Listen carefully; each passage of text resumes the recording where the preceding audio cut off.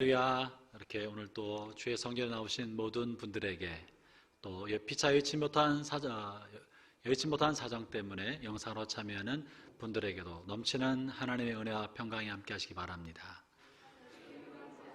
아멘. 옆에 있는 분들도 또 하나님의 은혜 함께 하시기 바랍니다. 우리가 계속 사도행전을 살펴보고 또 특별히 사도행전의 빌립의 이야기를 살펴보고 있는데요. 빌립은 사마리아 지역에 복음을 전하고 사마리아 지역에 대부흥을 가져왔던 사람입니다. 그래서 사마리아 지역에서 대단히 유명한 사람이 이미 되어버렸습니다. 그가 행한 기적을 통해 많은 사람들이 예수님께로 돌아왔고 많은 사람들에게 세례를 주었습니다. 뿐만 아니라 당시 사마리아 지역에 큰 자나 작은 자나 따랐던 마술사 시몬, 그 마술사 시몬도 개종시키고 회개하고 빌립의 제자가 되었으니 빌립은 정말로 그 지역의 유명인사가 되어 버렸습니다. 뿐만 아니라 예루살렘 교회의 큰 어른이었던 베드로와 요한을 오도록 만들어 주었고, 베드로와 요한을 통하여 성령 집회를 하게 만들고 성령의 폭발적인 사역을 보게 만들어 주어서 아마도 빌립의 인기는 당시 그 시대 사마리아에서 최고가를 이루지 않았을까 싶습니다. 더군다나 베드로와 요한을 통해 사마리아 교회는 큰 부흥을 경험했고 교회가 훨씬 커졌습니다. 그래서 사마리아 교회는 누구보다도 훌륭하고 탁월한 지도자가 필요한 교회가 되었습니다. 예루살렘 교회에서 볼 때나 사마리아 교회에서 볼 때나 빌립이야말로 최고의 적임 당회장감이었습니다. 그런데 빌립은 자신이 개척하고 기반을 닦았던 부흥하고 있는 안정된 사마리아 교회를 떠나기로 작정하였습니다. 그는 전도자로서 하나님께서 자신을 다른 곳으로 보내고 있다는 것을 알아차리고 그곳을 안정적인 기반을 갖추고 있는 부흥하고 있는 교회를 떠나려고 했던 것입니다. 왜냐하면 빌립은 이미 예루살렘 교회에 머물러 있을 때, 예루살렘 교회가 계속 부흥하고 있을 때, 그리고 모든 사람들이 예루살렘 교회 안정적인 곳에 머물러서 더 큰 부흥을 일구고 있을 때 하나님께서 박해라는 도구를 통해서 교회를 흩으시는 사실을 보았습니다. 그 흩어지고 있을 때 깨달았던 말씀이 아마도 사도행전 1장 8절의 말씀이었을 거라고 생각합니다. 너희는 예루살렘과 온 유대와 사마리아와 땅 끝까지 가서 내 증인되라. 그 말씀이 아마 그때 떠오르지 않았을까 그렇게 생각됩니다. 그래서 빌립은 예루살렘 교회를 떠나 사마리아 지역으로 왔고 또 이 사마리아를 떠나 땅끝을 향해 가야 한다는 사실을 깨달았던 것이죠. 여러분, 한번 연단의 과정을 통해 하나님의 뜻을 깨달은 사람은 두 번 다시 같은 실수를 반복하면 안 될 것입니다. 그래서 빌립은 안정적인 삶보다는 말씀에 따라 앞으로 나아가는 몸적 삶을 살아가는 것이 하나님의 뜻이라고 여겼던 것입니다. 빌립 집사는 예루살렘 교회 1호 안수 집사의 영광을 버리고 사람들이 싫어하는 곳, 모두들 꺼림직하게 여기고 있는 사마리아로 내려갔습니다. 그리고 그곳에서 최초의 지교회 사마리아 교회를 세웠습니다. 여러분, 예루살렘 교회가 예루살렘 교회에서 최초의 지교회를 세운 사람은 사도가 아니라 바로 당시 안수 집사님이었던 빌립 집사였던 것입니다. 그 빌립 집사는 그 사마리아 교회도 다른 현지인에게 넘겨주고 자신은 새로운 개척지를 향해 떠나고자 하고 있는 것입니다. 다시 한번 최고의 자리를 사양하고 다시 최악의 장소를 향해 가고 있는 것이죠. 26절을 다시 한번 같이 읽어봅시다. 시작.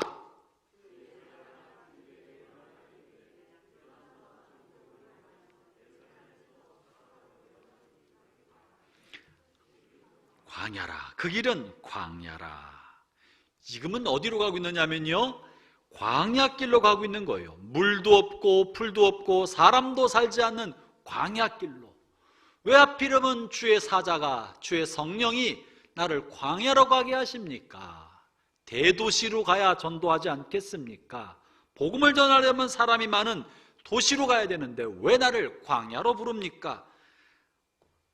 게다가 지금 사마리아는 한창 부흥하고 있는데 부흥하는 교회를 버리고 사람도 없는 광야로 가라는 것을 빌립이 어떻게 이해할 수 있었겠습니까? 그러면서 하나님은 아무런 설명도 없이 그저 납득되지 않은 것을 시키고 계시는 것입니다. 희한한 것은요, 빌립 집사님이 이렇게 납득되지 않는 것을 하나님이 시키고 있지만 아무런 토를 달지 않았다는 거예요. 왜 나를 거기로 보냅니까? 가서 내가 무엇을 해야 합니까? 아무것도 묻지 않고 100km가 훨씬 넘게 떨어져 있는 이 가사까지 내려가는 길에 내려갔다고 하는 것입니다. 여러분, 때때로 하나님은 우리에게 우리의 이성적 이해를 넘어서는 것을 순종하도록 요구하실 때가 있습니다. 적지 않은 많은 경우는 우리가 이해할 수 있는 일을 명령하세요. 그러나 때에 따라서는 이해할 수 없는 것, 아무리 생각해봐도 이성의 내 생각으로는 납득이 안 되는 것을 요구할 때가 있습니다. 그럴 때는 사실 우리가 하나님을 얼마나 신뢰하는지, 하나님의 주권을 얼마나 복종하는지를 보기 위하여 이해가 되지 않는 일을 요구하실 때가 있죠. 우리가 잘 아는 것처럼 아브라함에게 아들 이삭을 번제로 바치라, 이 무슨 이해가 되겠습니까? 다윗에게 내가 너를 왕으로 삼았다라고 말씀하시면서 사울에게 끊임없이 죽임을 당할 위기에 있을 때 사울을 죽이지 마라, 손대지 마라, 납득할 수 없는 일을 하나님이 요구하실 때가 있습니다. 그러나 그때야말로 우리가 하나님의 절대적인 주권과 하나님 나의 삶의 주인 되심을 고백하게 만드는 순간입니다. 형제자매 여러분, 때로 하나님 여러분에게 이해할 수 없는 걸 요구하실 때 하나님에게는 나름대로 뜻이 있다는 것을 신뢰하고 절벽 끝에서라도 하나님을 향해 도약하며 발을 내어드릴 수 있는 용기를 갖게 되기를 바랍니다. 이해가 되지 않는 것을 순종하는 게 진짜입니다. 그래서 빌립은 광야로 내려갔습니다. 광야로 내려갔습니다. 여러분, 이 본문에 보면 내려갔다는 표현이 있는데요, 굉장히 중요합니다. 5절을 보면 빌립이 사마리아 지역으로 내려갔다라고 말하고 있고, 오늘 본문 26절에서도 예루살렘에서 가사로 내려가는 길까지 가라. 물론 지형학적으로도요, 높은 지역에서 낮은 지역으로 가고 있지만 영적으로도 그런 의미가 들어있습니다.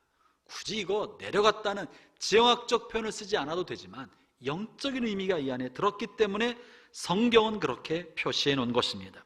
무엇인고 하니 하나님께서 우리를 이끄시는 길은요, 높은 자리를 올라가는 것이 아닙니다.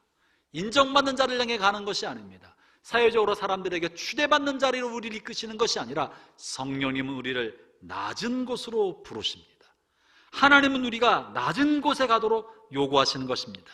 낮은 곳이야말로 성령님을 경험하는 곳이고 하나님의 은혜를 누리게 하는 자리입니다. 은혜는 낮은 곳으로 흘러갑니다.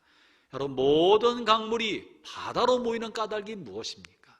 바다가 가장 낮은 곳이기 때문에 모든 강물은 바다로 가는 것 아니겠습니까? 하나님의 은혜는 낮은 곳으로 갑니다. 주님의 관심과 주님의 마음은 낮은 곳에 있습니다. 그렇기 때문에 우리가 영광받는 자리가 아니라 낮은 자리로 가기를 원하시는 것이죠. 그러므로 사랑하는 형제자매 여러분, 낮은 곳으로 가는 것을 꺼려하지 않기를 바랍니다. 하나님께서 부르시는 새로운 지경에서 새로운 시작을 하는 것을 두려워하지 말기를 바랍니다. 하나님은 낮은 곳에서 하나님의 새로운 역사를 일으키고자 하시는 것입니다. 그리고 그 자리에서 우리를 만나주십니다. 여러분, 성공적인 인생은 얼마나 많은 것을 성취했느냐에 따라 결정되는 것이 아니라 얼마나 많이 하나님 앞에 순종했느냐에 따라서 결정이 됩니다.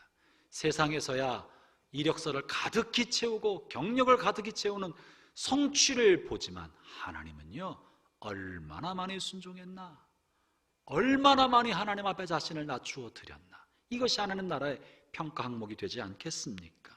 그러므로 형제자매 여러분, 안정된 곳에 여러분 자신의 마음이 묶이지 않도록 하기를 바랍니다. 어쩌면 여러분의 마음에 안정감을 주고 편하게 주는 그곳이야말로 여러분을 향한 하나님의 사명과 뜻을 가로막고 있는 장애물인지도 모릅니다. 어쩌면 그것이야말로 사단의 도구로 쓰임받고 있는 통로인지도 모르는 것입니다. 현실의 편안한 삶, 익숙하고 안정된 삶에 집착하면 현실의 종이 됩니다. 편안한 마음의 종이 됩니다. 우리는 우리가 집착하는 그것의 종인 것입니다. 여러분, 우리가 벗어버릴 수 없는 것이 있다면, 예수님 말고 우리가 포기할 수 없는 무언가가 있다면 여러분 그것의 종이 된 셈입니다. 우리는 예수님 말고 포기할 수 없이 붙들고 있는 것이 없어야 합니다. 예수님 말고는 버릴 수 없는 것이 없어야 합니다. 그것이 무엇이든지 간에, 그것이 그럴듯한 이름으로 우리의 삶을 얼마나 얽매이고 속박하고 우리를 종삼는지 모릅니다. 주님께서는 모든 것으로부터 자유롭게 하기 위하여, 모든 얽매인 속박으로부터 끊고 오직 한 분이신 그리스도의 종이 되게 하기 위해 우리를 부르신 것입니다. 그렇기 때문에 만약 내가 주님 말고 버릴 수 없는 것이 있다면 여러분은 그것의 종이 된 것입니다. 우리는 그리스도 안에서 소유권을 주장할 수 있는 것이 없고, 그리스도를 선택하는 것 말고 어떠한 것도 우리가 선택할 수 있는 권리가 없는 사람입니다. 오직 한 분 예수님만 선택하고 예수님만 버릴 수 없는 예수님의 종되게 하기 위하여 모든 속박과 모든 묶임으로부터 자유케 해 주셨습니다. 그렇기 때문에 예수 믿는 사람이야말로 자유로운 영혼입니다. 자유로운 사람입니다. 세상에 그 무엇으로도 속박할 수 없는 자유로운 영혼입니다. 그런데 우리가 얼마나 자주 이런 이유와 저런 생각으로 마음이 묶이는지 모르겠습니다. 그럼 어떻게 해야 우리가 이 세상에서, 이것은 죄악의 욕심만이 아니라 내 마음의 그 어떤 것도 마찬가지예요. 그것이 무엇이든지 어떤 이름으로 표정하든지 나를 묶고 있는 것에 종이 되는 거예요. 그럼 어떻게 우리가 세상에 묶이지 않는 삶, 그 무엇으로도 속박할 수 없는 인생을 살 수 있겠습니까? 오직 예수님에게만 묶이고 모든 것으로부터 자유하는 삶을 사는 비결은 어디에 있습니까? 그것은 성령 안에 머무는 것입니다.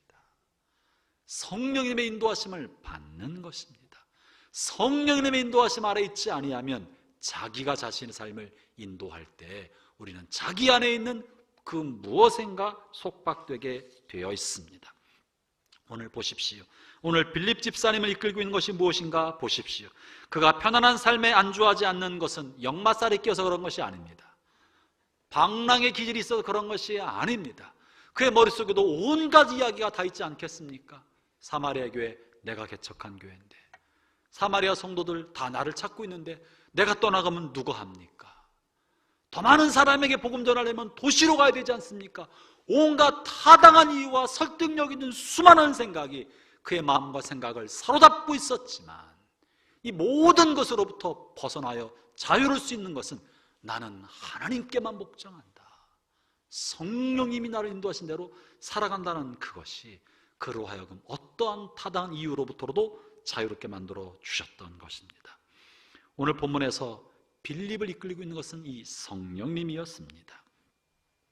26절에서도 말씀하고 있고 29절에서도 그런 얘기를 반복해 말씀해 주고 있는 것이죠.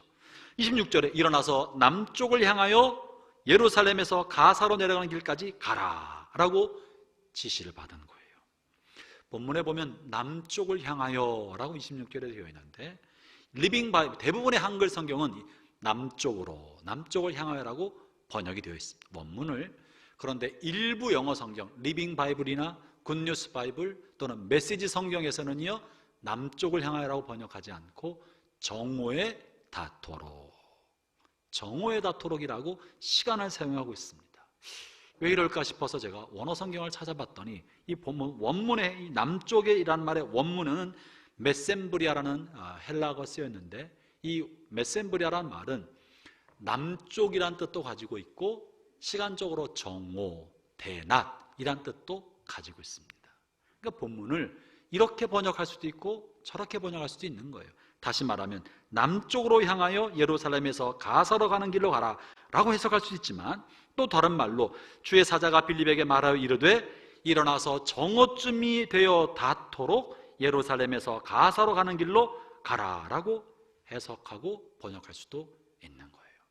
이게 남쪽이나 혹은 정오냐 뭐가 중요한 게 문제가 아니라, 문제는 주님께서는 우리가 장소든 시간이든 구체적으로 우리를 인도하신다는 것을 보여주고 있습니다. 만약에 하나님 우리 인도하실 때 뭉뚱그려하지 않고 굉장히 구체적으로, 우리의 순종도 구체적으로 되어야 합니다. 만약 빌립이 남쪽을 향하여 가사길로 구체적으로 하지 않고 그저 떠나라 생각하고 또 다른 동네로 갔다면 에디오피아 내시를 못 만났을 거예요. 12시 도착하라고 지시하셨는데 그것을 좀 늦게 순종해서 막 미적대고 있다가 저녁쯤 도착하도록 갔다면 에디오피아 내시를 못 만났을 것이고, 그러면 에디오피아 내시를 통해서 에디오피아 왕궁과 귀족들 사이에 복음을 확산시키려는 주님의 섭리와 주의 뜻이 이루어지지 못했을 것입니다. 여러분, 순종은요, 하나님 앞에 전적으로 즉시 순종하는 게 진짜입니다. 100% 하는 것만이 순종입니다. 내가 보기에 좋은 때, 내가 좋은 방법을 한다면 그것이 어떻게 주의 뜻을 이루는 도구가 될 수 있겠습니까? 주님 우리에게 구체적으로 지시하고 구체적으로 지시하는 것에 대해서 전적으로 순종할 때 우리의 인생은 하나님이 쓰시는 통로가 되는 것입니다.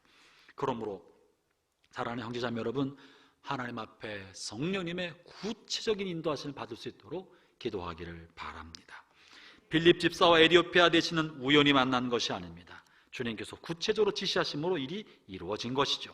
게다가 그 다음 단계에서 무엇을 할지도 또 알려주시고 계시는데 29절을 읽어봅시다. 29절입니다. 시작. 성령이 빌립더러 이르시되 이 수레로 가까이 나아가라 하시거늘. 빌립이 광야에 가봤는데요, 광야에 아무것도 없는 거예요. 돌밖에 없는 거예요. 황무지였었습니다. 왜 하나님 날 이곳에 보내셨습니까? 나를 보고 뭘 하라 말입니까? 100여 킬로 떨어진 곳에 겨우 내려왔더니 아무도 없는 광야. 그러고 보고 있는데 거기 한쪽 면에 이방인 군대, 피부색이 새카만 이디오피아 사람들의 1군의 무리가 지나가고 있었던 거예요. 유대인들은 이방인들을 사람 취급하지 않았기 때문에 이들과 뭔가 접촉한다는 건 상상도 못했습니다. 그리고 이방인들에게 복음을 전한다는 건 상상도 못했던 일입니다. 그런데 성령께서 빌립에게 저 사람들에게로 가라, 저 사람들이다, 네가 말을 전해야 할 사람은 저 사람이다라고 구체적으로 지시해서 빌립은 그곳을 향해 달려갔던 것입니다. 그리고 복음을 전하였던 것입니다. 여러분, 빌립은 사마리아의 부흥하는 교회에서 큰 역사를 이루고 있었는데 광야로 내보내려고 하셨을 때 스스로는 아마 뭔가 광야에서 대단한 일을 시키려고 하시나 보다 이렇게 생각했는지도 몰라요. 근데 하나님은 그곳에서 아무것도 시키지 않고 딱 한 사람, 에디오피아 출신의 흑인 내시 한 사람에게만 복음을 전하게 하셨습니다. 여러분, 하나님께서 관심 갖고 있는 것은 굉장한 일이 아닙니다. 단 한 사람, 복음을 필요하는 그 한 사람을 위하여 위대한 전도자 빌립을 보낸 것이고, 교회의 개척자며 책임자인 그를 불러내어 이 광야길까지 가라고 하신 것입니다. 하나님에게는 한 사람의 영혼이 천하보다도 귀중합니다. 하나님께서는 하나님을 간절히 찾고 있는 그 한 사람을 위하여 온 우주를 움직여서라도 그를 위한 구원의 손길을 펼치시고 싶어 하시는 것입니다. 사랑하는 형제자매 여러분, 여러분이 지금까지 살아온 여러분의 인생길이 여러분을 통하여 단 한 사람의 영혼이라도 주님께로 인도해 왔고, 단 한 사람이라도 여러분의 기도와 섬김과 돌봄을 통하여 영적으로 거듭나고 새로운 사람이 된 사람이 있다면 여러분이 지금까지 살아온 인생은 의미 있고 가치 있는 삶을 사신 것입니다. 앞으로 남은 생애에도 내가 많은 업적을 이룰 것이 문제가 아니고 큰 집을 사고 큰 돈을 버는 것이 문제가 아니라 한 사람의 영혼을 위하여 그의 영혼을 구원하고 그가 하나님의 사람으로 성장하는데 여러분의 남은 생애가 단 한 사람을 위해서라도 쓰임 받는다면 여러분의 생애는 가치 있습니다. 오늘을 살아가는 의미가 있는 것입니다.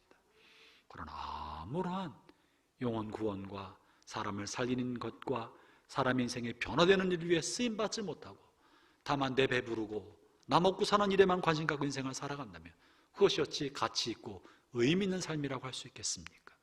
우리의 생애가 한 영혼을 구원하는 데 쓰임받게 되기를 축원합니다. 하나님은 이것을 위해서 그를 인도했던 것입니다. 그러면 이렇게 어떻게 하면 우리가 빌립 집사님처럼 성령의 인도하심을 받고 그분의 음성을 들을 수 있을까요? 분명한 사실은 하나님은 말씀하는 분이라는 사실입니다. 아멘이십니까? 아멘인 거예요. 하나님은 말씀하는 분이십니다. 하나님의 말씀하심이 과거 구약시대 선지자에게만 들려진 것이 아닙니다. 신약시대의 사도들과 일부 소수의 집사님들에게만 들려진 것이 아닙니다. 어떤 사람들은 말씀하시기를 이제는 하나님의 말씀이 성경에 다 기록되어 있기 때문에 더 이상 하나님의 음성이 우리에게 들려질 필요가 없다고 말씀하신 분도 계세요. 여러분, 지금 빌립은요, 구약 성경을 다 갖고 있었던 사람입니다. 그러나 성령의 인도함을 받았습니다. 오늘날에도 하나님 우리의 구체적인 삶에 구체적으로 간섭하기 위하여 동일하게 말씀하시는 분이십니다. 어떤 때는 하나님의 자녀들에게 경고의 음성으로, 때로는 지시의 음성으로, 때로는 위로와 격려의 말씀으로 하나님의 뜻을 알려주십니다. 그리고 하나님 말씀해 준 그 음성은 우리가 알아들을 수 있을 만한 말씀으로 말씀해 주시는 것입니다. 어떻게 그것을 알아들을 수 있겠습니까? 성령님의 소리는 어떤 소리일까요? 첫 번째, 성령님의 음성은요, 우리가 알아들을 수 있을 만한 친숙한 음성입니다. 친숙한 음성입니다. 빌립이 주의 사자의 음성을 아마 처음 들었는지도 모릅니다. 그 전에 언급이 없기 때문에. 그런데 주의 음성을 들을 때 놀라지 않았습니다. 깜짝 놀라지 않았습니다. 이것이 무슨 소리인고 하고 휘둥그레지지 않았습니다. 이것이 나를 인도하는 주의 소리인 줄로 알아들었던 것입니다. 어떻게 그럴 수 있었겠습니까? 주님의 음성, 성령님의 음성은 우리와 친숙한 음성이기 때문에 그렇습니다. 주님의 음성은 그렇게 놀라울 만한 것이 아닙니다. 주의 음성은 매우 가까이에 있습니다. 여러분과 친숙한 소리입니다. 그 목소리는 결코 낯설지 않습니다. 주님께서도 요한복음 10장에 말씀하시기를 양은 내 음성을 안다. 양은 목자의 음성을 듣는다 라고 말씀해 주십니다. 우리가 주님의 양이라면 목자의 음성을 듣는 것은 너무나 타당한 일인 것입니다. 주의 음성을 알아들을 수 있는 것이에요. 구약 성경 이사야서에서도 이렇게 주님이 우리를 인도하신다는 걸 말씀하고 계시는데, 이사야서 30장 21절에 이렇게 말씀하십니다. 함께 읽어볼까요? 시작. 너희가 오른쪽으로 치우치든지 왼쪽으로 치우치든지 네 뒤에서 말소리가 네 귀에 들려 이르기를 이것이 바른 길이니 너희는 이리로 가라 할 것이며. 뒤에서 소리가 들린다고 말씀하고 계시지 않습니까? 뒤에서 인도하는 스승의 소리, 성령의 소리가 들려와서 우리가 잘못된 길로 가려 할 때마다 그러면 안 된다, 그러지 말아라, 이렇게 해라 라고 우리를 안내해 주신다는 거예요. 그것이 성령의 소리입니다. 그러므로 성령님의 소리는 우리가 귀를 기울여 듣고자 하면 얼마든지 들을 수 있는 소리고, 주님이 그것을 약속해 주시었습니다. 주님께서 우리에게 들려주시는 주님의 소리, 성령님의 음성은 우리의 육신의 본성의 소리와는 다른 소리로 들립니다. 그러나 그 소리의 톤은 우리의 소리와 우리의 내면의 소리와 매우 흡사합니다. 어쩌면 그 성령님의 소리는 마치 나 자신의 소리인 것처럼 착각할 수도 있습니다. 왜냐하면 내면에서 들려오기 때문에 이건 내 소리가 아니야? 내 생각이 아니야? 라고 착각할 수 있을 만큼 굉장히 친숙하고 가깝게 들립니다. 왜 그렇습니까?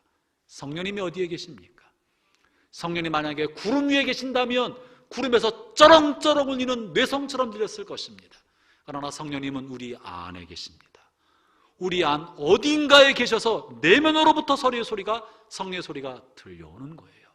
그래서 마치 내 소리인 것처럼 들을 수 있는 거예요. 우리의 영혼은 성령님이 거하시는 성전이고 성령님의 지성소입니다. 그래서 내면의 소리로 성령의 소리가 들려오는 것이죠. 게다가 그 성령님의 소리는요, 육신의 욕심의 소리와 혼재해서 들리기 때문에 어떤 때는 혼돈스럽습니다. 내 속에서 이런 소리 저런 소리가 싸우는 것 같고 둘 다 나의 소리인 것처럼 들려서 혼돈스럽고 또 헷갈릴 수도 있습니다. 그렇지만 잘 살피면, 잘 분별하면 알아차릴 수 있을 만큼 친숙합니다. 어떻게 하면 우리가 알아차릴 수 있겠습니까? 중요한 세 가지 요소가 있어요.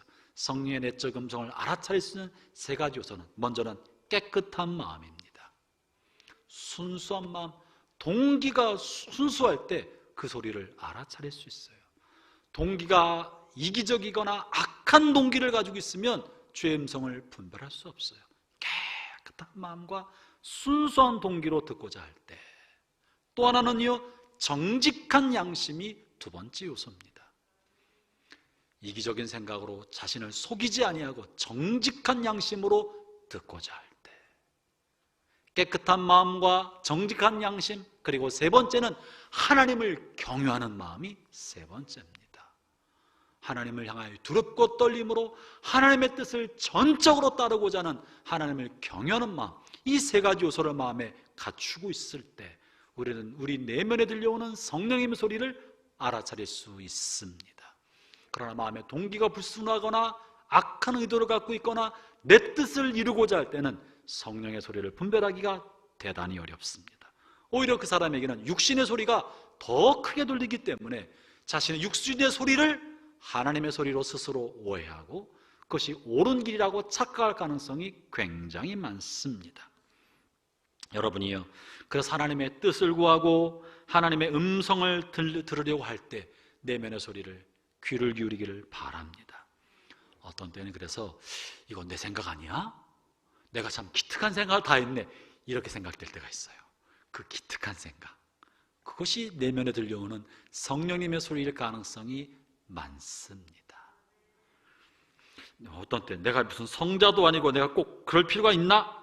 이런 생각이 들 때가 있죠. 어떤 때는 화가 났을 때도 네가 참아라, 네가 용서해라, 네가 먼저 전화해라, 이런 게 성령의 소리일 가능성이 많습니다. 친구가 돈을 떼가고 모른 척하고 지날 때 그냥 확 화를 내주고 싶고 막 야단치고 싶다가도 너는 그래도 돈 있지 않냐, 너는 그래도 은행에 돈이라도 갖고 있지, 그 친구는 어렵지 않냐, 이런 생각이 문득 떠오르면 성령의 소리인 줄로 여기기를 바랍니다. 얼마 전에 제가 신문을 읽다가 신문에 코로나로 인하여 기부가 많이 줄었다 하는 기사를 보았어요. 그리고 특별히 연탄으로 생활하는 산동네에 연탄 지원이 많이 줄어서 어려움을 겪고 있다는 기사를 보았어요. 그래서 내 마음 한구석에 우리가 103말 연탄 지원하는데 올해는 꼭 해야 되겠구나, 이런 기특한 생각이 들었다니까. 누가 이런 생각을 주었을까? 주님께서 나에게 말씀하시나 보다. 주님, 우리가 올해 코로나로 어려워도 연탄을 지원하라고 주님이 말씀하시나 보다. 주님, 우리도 헌금이 줄었거들라고 내 마음에 들려 나왔지만 너희가 해라, 어려움 받은 사람이야. 또 한 번은요, 우리가 김장김치에서 지역에 있는 독거노인들과 500여 가구에 지원하지 않았습니까? 한참 이것을 준비하고 있는데 제 마음 한구석에서 이 지역에 있는 독거노인만 어려운 것이 아니라 함께 사는 동역자들, 다른 교회, 미자립 교회 목사님들이 어려움이 번뜩 대화 중에 일어났어요. 독거노인도 돕는데, 정부는 영세 상인들을 지원금도 준다는데 이 미자립 교회 상가 월세도 못 내고 있는 분들은 누가 돕나? 우리가 낯선 사람도 돕는데 교단은 다르고 이름도 다르고 그렇지만 주를 위해 복음을 전파하는 저분들을 마땅히 도와야 되지 않을까, 이런 기특한 생각이 일어났다니까. 그러니까 누가 좋겠어요? 성령님의 제안에 도전을 준 거예요. 이웃교회 목사님이랑 나눴어요. 목사님이 다 너무너무 좋은 생각이래.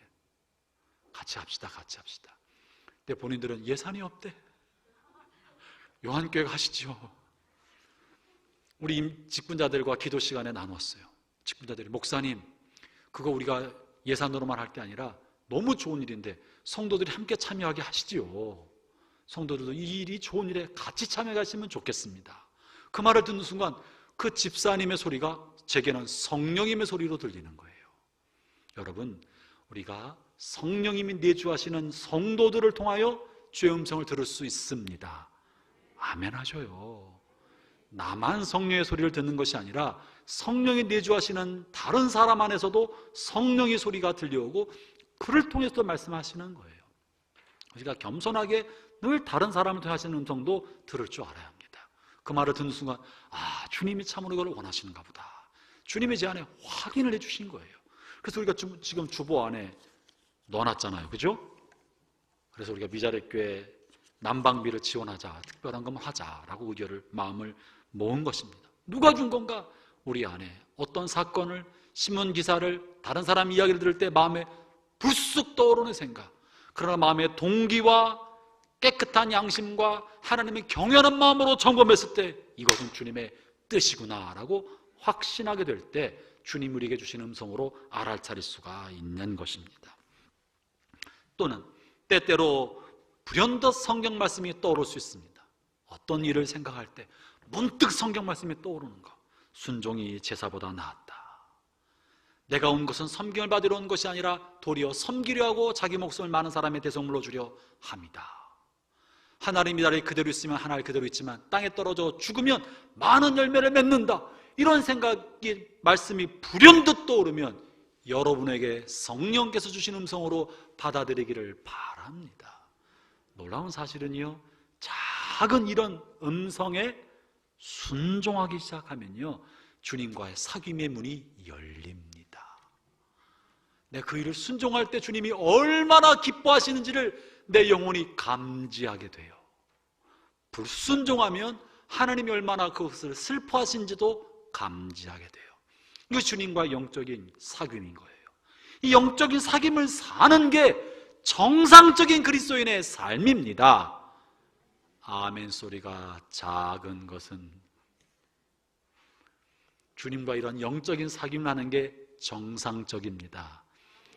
이것은 조현병이 아니고요, 살아계신 성령님과의 사귐의 삶인 것이에요. 반면에 어떤 일을 할 때 너는 자존심도 없냐?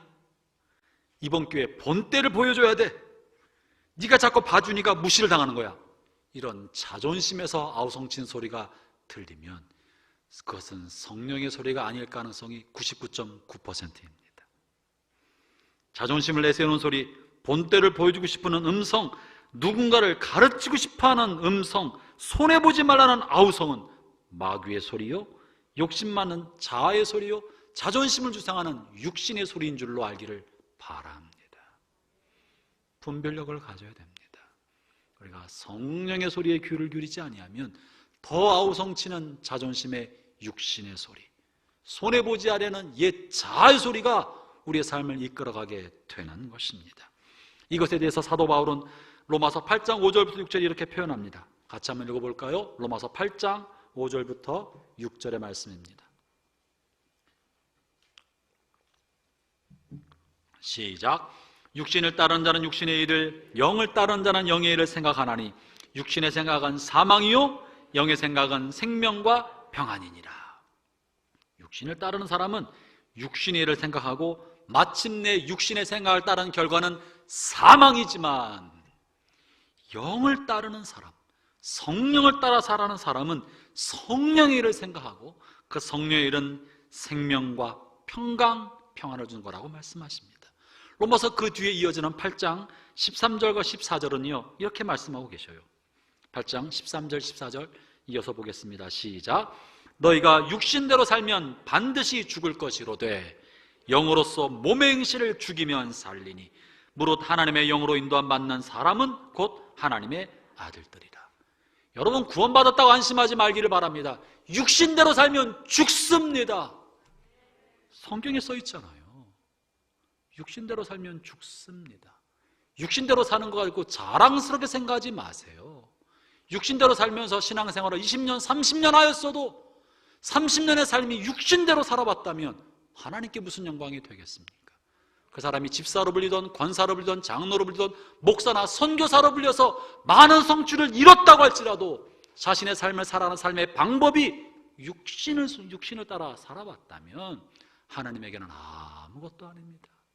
내가 주의 이름으로 이것도 했고 저것도 했지만 주께서는 모른다고 하실 것이에요. 그러나 성령을 따라 사는 삶, 무릇 하나님의 영으로 인도 안 받는 사람이 하나님의 자녀다라고 말하고 있지 않습니까? 사랑하는 모든 형제자매 여러분, 여러분의 삶이 하나님의 성령에 이끌림 받는 삶이 되기를 주의 이름으로 축원합니다. 성령에 이끌림 받기를 바랍니다. 그러려면 영적 분별력을 가져야 합니다. 하나님의 성령의 인도하심에 관한 영적 분별력, 성령의 음성을 분별할 줄 알아야 성령에 이끌림 받는 삶을 살게 될 것입니다. 우리는 죽은 종교, 인간이 만든 종교를 믿는 것이 아닙니다. 살아계신 하나님을 섬기는 사람입니다. 그러므로 오늘도 살아계셔서 우리를 인도하시는 그 하나님의 구체적인 인도하심을 받고 사는 것이 타당합니다. 그 하나님의 인도하심은 친숙한 음성으로 들린다는 사실을 잊지 말기를 바랍니다. 그럼 어떻게 하면 우리가 이 친숙한 음성을 잘 듣겠어요? 깨끗한 마음과 정직한 양심으로 하나님을 경외하면서 하나님과 친한 삶을 살면 그 음성이 잘 들립니다. 하나님과 친해져야 분별합니다. 주님과 친하지 않으면 못 알아차립니다. 주님과 친하지 않고 자존심과 친하게 지내는 사람, 그 사람의 대부분의 결정은요, 자존심을 따라 결정하는 거예요. 제가 주의 종되어 저나 여러분 모두를 향해 주의 이름으로 권면합니다. 자존심을 친구로 삼지 말고 성령을 친구로 삼기를 축원합니다. 자아를 친구로 삼지 말고, 자기 생각의 자아를 친구로 삼지 말고 성령님과 더욱더 친숙한 삶을 살기를 축원합니다. 그게 예수 믿는 삶입니다. 그게 진짜 신앙생활입니다. 그래야 예수 믿는 맛이 납니다. 이야, 이게 예수 믿는 것이 주님과 사귀면서 주의 음성을 분별하면서 그 음성을 따라 살 때 하나님이 하시는 큰 일을 보고, 그래야 하나님께 영광이 되는 것이에요. 두 번째, 주의 음성은 어떤 음성입니까? 성령의 소리는 매우 세미한 음성입니다. 주님의 음성은 친숙할 뿐만 아니라 아주 세미합니다. 그래서 귀를 기울이지 않으면 소란한 세상의 소리와 나를 사로잡는 육신의 소리, 아우성치는 자존심의 소리에 묻혀서 성령의 음성을 들을 수 없게 됩니다.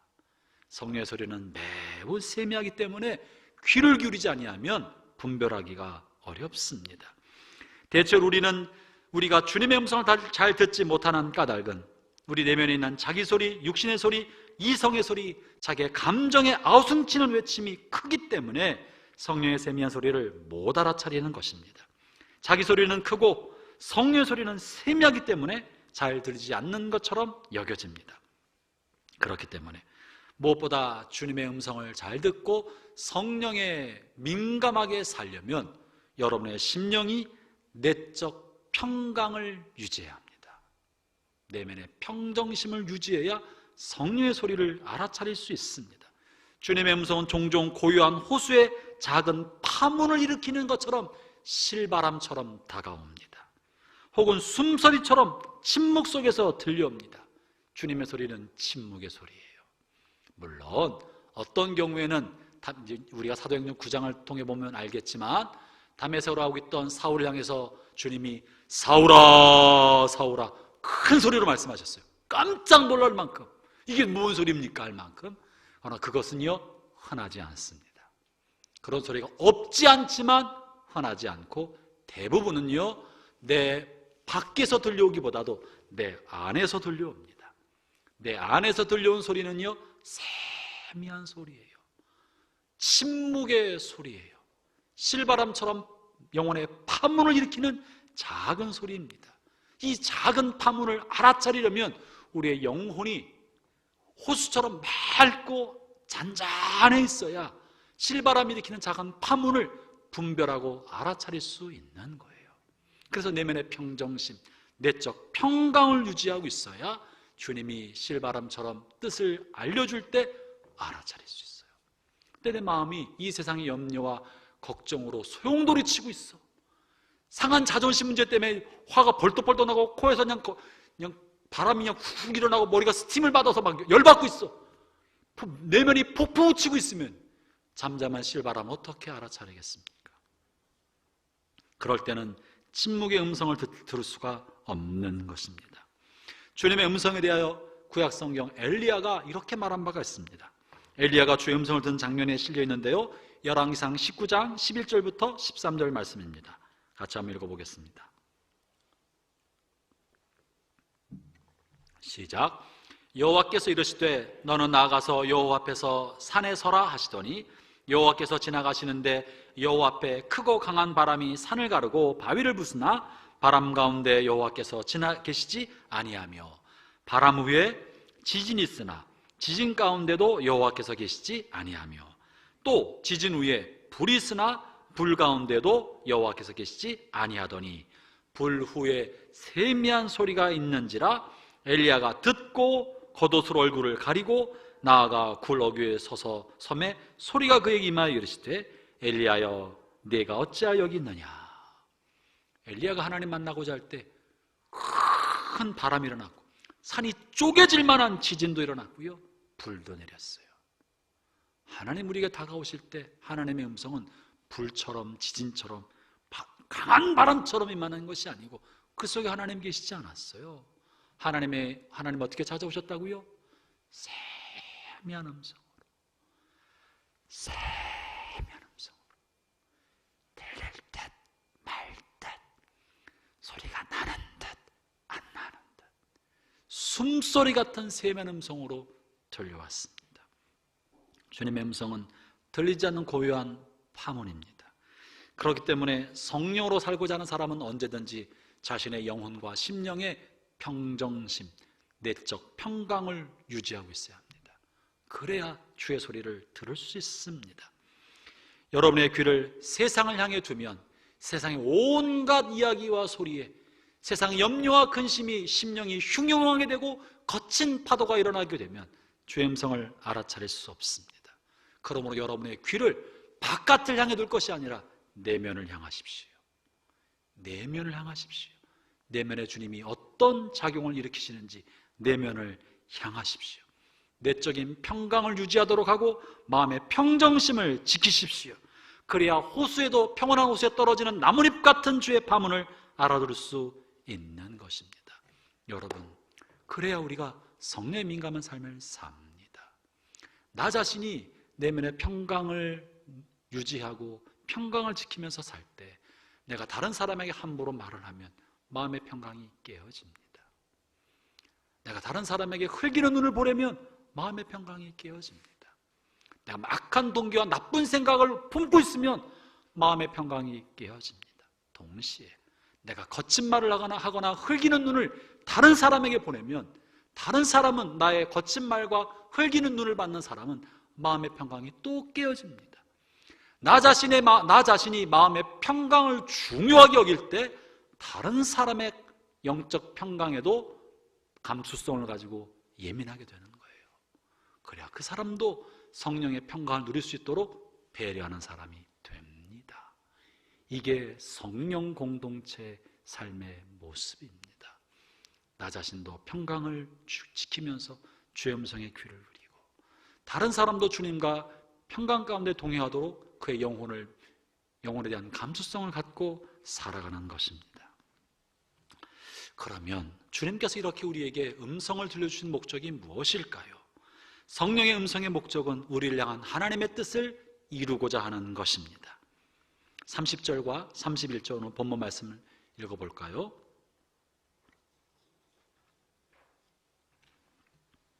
본문 30절, 31절입니다. 시작.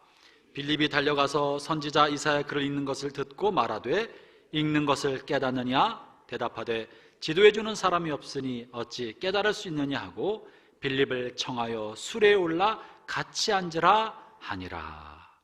여러분, 주님께서 왜 빌립을 사마리아를 떠나 광야로 가게 하여 주셨습니까?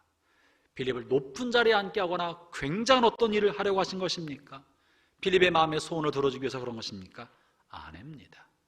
하나님의 일, 한 영혼을 건져내려는 하나님의 일을 하기 위하여 빌립을 그곳에 보내신 것입니다. 다시 말하면 성령님의 소리는 나 자신의 이익을 위하여 실패 없는 길로 인도하는 것이 아니라 하나님의 뜻을 이루는 방향으로 인도해 주십니다. 여러분, 이것을 놓치면 안 됩니다. 적지 않은 사람들이 기도하면서 하나님의 뜻을 구할 때 하나님의 뜻을 구하고 기도하는 이유가 내가 실패하지 않도록 실수를 피하기 위하여 하나님의 뜻을 구하는 사람들이 있어요. 성공을 위하여. 주님, 우리 아이가 이번에 대학 시험을 보는데 어느 대학 가야 됩니까? 무슨 과를 가야 합니까? 내가 이번에 사업하려고 하는데 이 사업이 성공하겠습니까? 이 사업을 위해서 이 지점에 계약을 해야 됩니까? 말아야 됩니까? 복덕방 주인도 아니고 미아리 점집에 있는 무당도 아니고 하나님에게 그런 거 너무 물어보지 마세요. 우리가 하나님의 뜻을 구하는 것은 나에게 평안한 길을 달라고 하는 것이 아니라 하나님의 뜻을 이루기 위하여 나의 생각을 조정하는 거예요. 하나님의 뜻을 알고자 하는 것입니다. 실패 없는 길을 가려는 것이 아니라 하나님의 뜻을 이루기 위하여 우리가 그 길을 선택하는 거예요. 흔히 우리가 기도할 때 하나님 우리가 구하는 것을 응답해 주시는 분입니다. 찾고 찾을 때 우리의 필요를 하나님이 채워주시는 분입니다. 아멘입니까? 하나님의 필요를 채워주는 분이에요. 간절히 구하면 하나님 응답해 주십니다. 그러나 기도가 그런 것만 있는 것은 아니라고요. 어린아이에게는 그의 필요를 채워줌으로 아버지의 사랑, 어머니의 사랑을 알게 만들어 줍니다. 그러나 그것이 반복되고 나서 어느 단계가 되면은 내 뜻을 이루는 것이 관심이 아니라 하나님께서 내가 구하나 구하지 않으나 내가 나를 사랑하는 것보다 나를 더 많이 사랑한다는 사실을 확신하게 됩니다. 구하지 않는 것도 하나님이 주신다는 것을 너무나 확신하게 되는 거예요. 하나님 앞에 구할 것이 없어요. 주님 나와 함께 하시고 나를 항상 선한 길로 인도하시고 푸른 물가와 맑은 초장으로 인도하시는 그 분에 대한 확신이 있기 때문에 그래서 기도의 내용이 바뀝니다. 내가 돈 많이 벌게 해달라거나 사업의 성공이 아니라 주님의 뜻이 무엇입니까? 내 원하는 바가 하나님의 뜻과 일치되는지가 관심인 거예요. 신앙이 어렸을 때는 내 원하는 바를 위하여 하나님의 뜻이 이쪽으로 오도록 하나님의 뜻이 내 원하는 바에 맞춰달라고 하나님의 뜻을 옮기려고 해왔는데 신앙이 성장하면서 하나님의 생각이 나보다 훨씬 깊고 훨씬 많고 크다는 것을 알게 되니까 내 뜻을 내가 원하는 바를 하나님의 뜻에 맞추려고 하는 거예요. 내가 이렇게 원하지만 이것이 하나님의 뜻에 맞습니까? 라고 묻는 거예요. 거기서 발견해 가는 거예요. 우리가 기도하는 것은 성령의 인도하심을 받는 것은 실패하지 않는 지름길을 가려 하는 것이 아니라 나를 향한 하나님의 뜻을 이루기 위하여 묻는 것입니다. 형제자매 여러분, 하나님의 뜻을 물으며 살기를 바랍니다. 실수하지 않으려는 것이 아니라 하나님의 뜻을 이루기 위해서 그렇게 하시기를 축원합니다. 이렇게 우리가 하나님의 뜻을 이루기 위하여 하나님의 마음을 헤아리고 그 뜻을 순종하기 위하여 하나님의 뜻을 구할 때 주님과 친밀한 사귐을 갖게 됩니다. 그리고 하나님의 뜻에 순종하는 것이 얼마나 큰 감격이며 나 자신을 가장 유익하게 만들고 나 자신에게 행복을 주는 길인지를 알게 되는 거예요. 마음의 욕심과 집착으로부터 해방되어서 참다운 자유로운 영혼으로 전적으로 하나님 한 분만 바라보면서 내 육신에 구애받지 않고 주님의 원하는 뜻대로 걸어가는 순례자의 삶이 얼마나 복된 삶인 줄 알게 됩니다. 사랑하는 모든 형제자매 여러분, 우리 주님께서 승천하시면서 약속하신 대로 우리를 돕는 보혜사 성령님을 우리에게 보내주셨습니다. 우리가 성령 세례를 받고 성령의 권능에 힘입어야 합니다. 그리고 날마다 삶 속에서는 우리 안에서 우리를 인도하시는 성령님의 인도하심을 받고 살아야 합니다. 주님은 구하는 자에게 능력을 더해줄 뿐 아니라 찾고 찾는 자에게 그 음성을 들려주셔서 오늘도 우리와 동행하시며 하나님의 영광을 여러분을 통해 이루어가기를 원하십니다. 이 한 주간도 주님과 동행하십시오. 성령님에게 묻고 성령의 음성을 따라 사십시오. 주님과 친밀한 사귐의 삶을 사십시오.